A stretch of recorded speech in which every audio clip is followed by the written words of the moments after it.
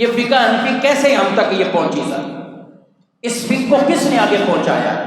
اس کے پیچھے بھی ایک خود کفیل والا واقعہ ہے، معاملہ۔ امام اعظم ابو حنیفہ رضی اللہ تعالیٰ عنہ پڑھاتے تھے۔ امام ابو یوسف آپ کے ایک شاگرد تھے، بڑے ذہین شاگرد۔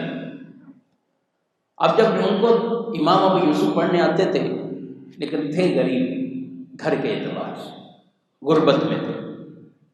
اب جب یہ غربت میں تھے تو ان کے والد نے کہا کہ دیکھو اب آپ، میں بوڑھا ہوں، بڑھاپا ہے، اور پھر آگے جا کے والد مثال ذکر کر کہا، ان سے کہہ دیا گھر والوں نے کہ اب آپ کچھ کماؤ، اب آپ پڑھنے چلے جاتے ہو، سارا دن وہیں رہتے ہو امام اعظم ابو حنیفہ کے پاس، آپ کچھ کماؤ، گھر کے معاملات آ جاؤ۔ تو آپ نے ابو حنیفہ رضی اللہ عنہ کے پاس جانا چھوڑ دیا اور آپ کمانے کی طرف مصروف ہو گئے۔ کچھ آپ محنت مزدوری میں لگ گئے۔ امام اعظم ابو حنیفہ نے کہا کہ وہ کہاں چلی گئی؟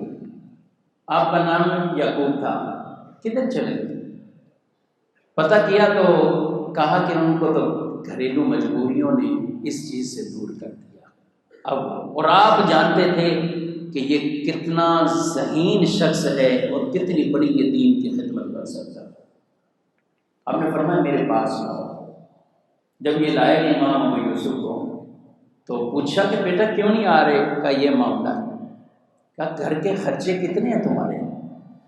تو جب بتائی کہ ڈیٹیل تفصیل کے ہمارے گھر میں اتنا گزر بسر کے لیے، امام اعظم ابو حنیفہ رضی اللہ تعالیٰ عنہ نے کہا کہ بیٹا تم یہاں پڑھنے آتے رہو، یہ ہر مہینے خرچہ میں تمہیں دیتا ہوں، اور صرف اتنا نہیں اس سے زیادہ کر کے دیا۔